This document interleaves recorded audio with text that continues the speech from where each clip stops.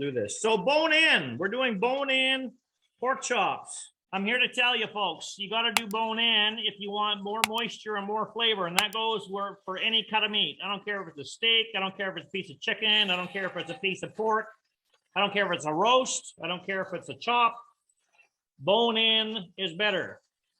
More flavor, more moisture from bone in. But seriously, if you go to the grocery store, right, and they think they're doing you a favor, they're not doing you a favor. You want to buy a nice pork roast or something, and 9 times out of 10, man, I'll say 49 times out of 50, they'll have pork roast there, and they're all boneless. Like, I'm not going to buy that stuff. I want bone in. You get more flavor, more moisture. I mean, honestly, folks, don't fall for all this stuff. They think you're doing favors for you.